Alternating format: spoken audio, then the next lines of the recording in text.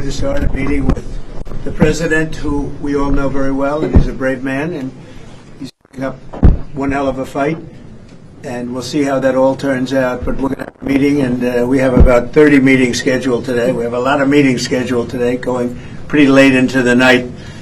But this is an important one, and we have great respect for the fight that Ukraine is putting up. It's pretty amazing, actually. So, Mr. President, please. Thank you so much, Mr. President. First of all, thank you for this meeting. Thank you for your personal efforts to stop this war just now, Mr. President. And I'm happy to say that just now our First Ladies of Ukraine, First Ladies of the United States, Yes. just now we'll have a meeting about Ukrainian children. Thank you for Melania's personal involvement to this topic. And this is very important. I will brief Mr. President and his team what's going on the battlefield. We have good news. Of course, we want to stop the war, and with your help, first of all.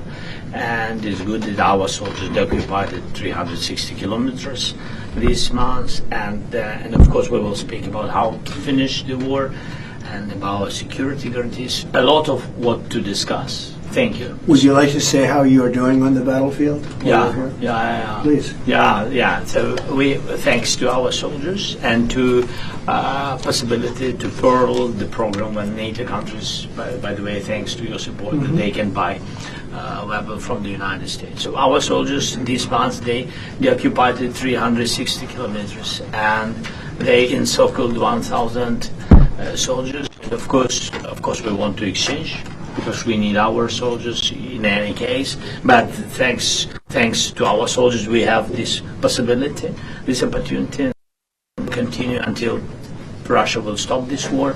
And I hope that they will stop in any case. We know that the economy of Russia is with this war. We need more pressure and more sanctions. And I hope with United States, first of all, and Europe, but we support, Mr. President, your idea, and I want to discuss it, how to stop some countries from Europe, how to stop them possibility to buy Russian oil and gas. Right. Yes, I had conversation, by the way, with President of Slovakia, Prime Minister of Slovakia. We had a conversation. I think that they need some alternative ways, and they will support this idea. I'm not sure that Hungarians are ready, but everything is in the future. Thank you very much. Thank you. Any questions? Mr. President, do you think that NATO countries should shoot down Russian aircraft if they enter their airspace? Yes, I do. Mr. President, any update on your talks with President Putin, and do you still trust him? I'll let you know in about a month from now, okay? President Mr. Trump, your President, are message you to willing the... to provide Ukraine with the security guarantees the same way as European allies? Well, that's later down the road. We'll be talking about that. Hopefully, we'll be in a position to talk about that a little bit later on. It's a little bit too early to answer Why that do you question. think Mr. Putin is not Yeah, go going ahead, to meet please. with both of you? President at the Trump, same your time? message to President Orban, who is refusing to stop buying Russian oil. Well, he's a friend of mine. I have not spoken to him, but I have a feeling if I did, he might stop, and I think I'll be doing that. What progress do you think has been made on ending Russia's war against Ukraine since the last time you saw President Zelenskyy? Well, the biggest progress is that the Russian economy is terrible right now. It's, as you know, it's crashing. And that, frankly, Ukraine is doing a very good job of stopping this very large army. It's pretty amazing. You know, this is a war that should have ended in 3 days, 4 days. People said it was going to be very quick, and you got to hand it to the Ukrainian soldiers and everybody involved. It's still going on, and that's not a good thing for Russia. This was supposed to be quick, and so, you know, Russia doesn't look very distinguished, having taken 3.5 years now, right? It's about 3.5 years of very hard fighting, and it looks like it's not going to end for a long time. Mr. President, have you been briefed on the latest alleged drone incursion into Denmark?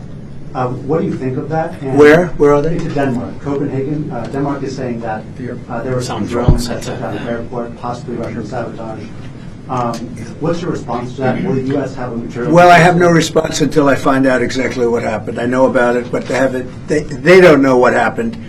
But we're going to find out very soon. Sir, Would you back up NATO allies? You said that you thought that they should shoot down the Russian aircraft. Would you back them up? Would the United States help them out in some way? Depends on the circumstance, but, we're very strong toward NATO.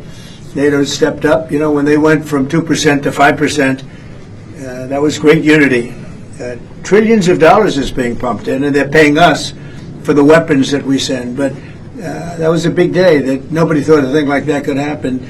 You had countries that weren't paying 2%, and now they're all paying 5%. That's a lot of money. It's a lot of weapons they're buying, and they're buying them from us. They're buying them from the U.S. In the old days, Biden gave them everything, gave them $350 billion worth of money and weapons. That's a lot of money and a lot of weapons, and we got really not much for it. We gave the money to Ukraine to fight, and they've proven they're very brave. I mean, look, they're fighting, and this is a war going on 3.5 years, and people thought it would be over quickly because Russia's a big military power, and Ukraine, I tell you, they are good fighters. Got to hand it to them. They have a lot of courage, a lot of guts. Thank you very much, everybody.